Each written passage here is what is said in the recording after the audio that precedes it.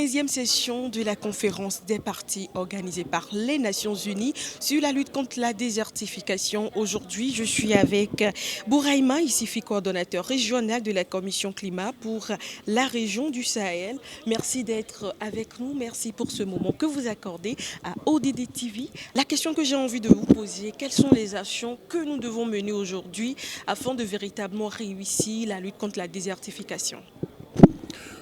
Merci beaucoup, madame. Tout d'abord, je tiens à vous remercier pour l'occasion que vous nous offrez pour pouvoir nous adresser à l'opinion régionale et internationale sur cette question qui est en lien à la lutte contre la désertification et celle de la sécheresse.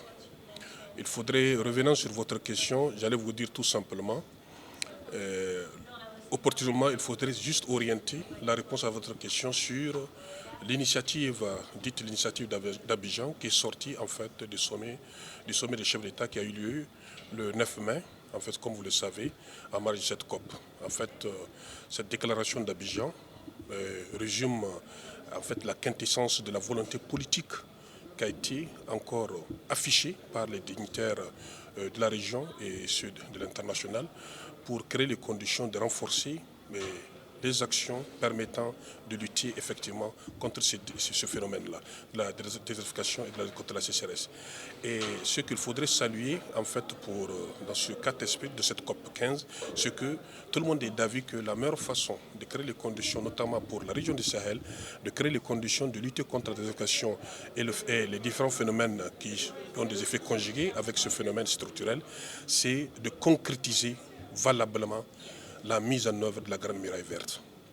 Cette Grande Muraille Verte, comme vous le savez, constitue un paquet d'activités qui concourent au renforcement de la résilience des communautés sahéliennes et de leur moyen d'existence. Quand on dit moyen d'existence dans le jargon expert, c'est que tout ce qui est eau, tout ce qui est ressources naturelles, c'est les moyens d'existence, toutes les ressources avec lesquelles les populations vivent au quotidien. Et donc, la Grande Muraille Verte, comme vous le savez, il ne s'agit pas en fait d'une muraille verte comme vous l'entendez, non. C'est un ensemble d'activités, à la fois sur le plan énergétique, à la fois sur le plan de la création d'emplois pour les jeunes, à la fois sur le plan de la restauration des terres, l'ensemble des activités qui peuvent permettre de renforcer la résilience des populations, de renforcer la productivité du capital productif, de renforcer aussi la question de l'émancipation des jeunes et des autres couches vulnérables. C'est ça, donc la concrétisation de cette Grande Muraille Verte. Cette concrétisation doit passer par quoi? Les ressources que nous avons entendues plusieurs occasions, que certains partenaires ont pris l'engagement de mettre à la disposition de cette initiative, il faut que leur mobilisation soit effective.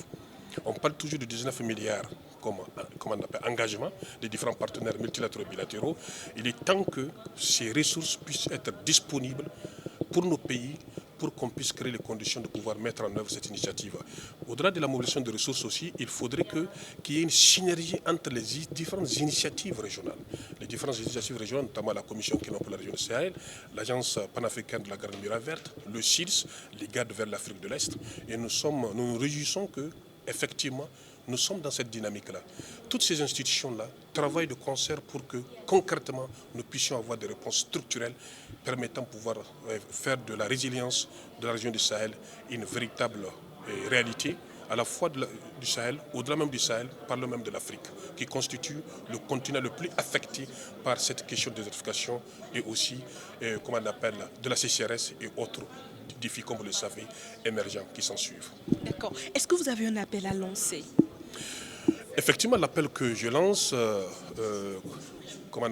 juste après celle déjà lancée, le grand appel qui a été lancé par les dignitaires, les différents chefs d'État qui étaient présents ici, nous aussi, nous mettons en fait dans le devoir de porter d'abord cet appel venant des hauts dignitaires de la région pour créer les conditions de renforcer davantage notre plaidoyer à l'endroit des différents partenaires pour que concrètement les solutions possibles qui ont été identifiées comme des véritables expériences de bonnes pratiques de lutte contre la désertification en matière de gestion durable des terres aussi, il faudrait que les moyens puissent être à notre disposition pour pouvoir faire en sorte que ça soit une réalité. Les populations attendent. Comme vous le savez, madame, aujourd'hui, et effectivement, c'est une préoccupation aussi des Nations Unies, on le sait. Vous savez, l'agenda 21 dont on parle, il y a 3 conventions. On parle de la désertification, on parle des changements climatiques, on parle de la biodiversité. Mais quelque part,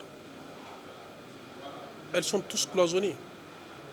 Quiconque qui intervient sur la Convention de la biodiversité intervient de facto sur la Convention de la désertification, intervient de facto sur la Convention du changement climatique. Donc notre appel, c'est quoi? C'est de faire en sorte que vraiment cet appel d'une synergie entre les trois conventions puisse être vraiment une réalité, tant au niveau de la mobilisation de ressources qu'au niveau opérationnel de la mise en œuvre des activités sur le terrain. Merci pour ce moment que vous avez accordé à ODD TV. Merci aussi à vous qui nous suivez et à très bientôt.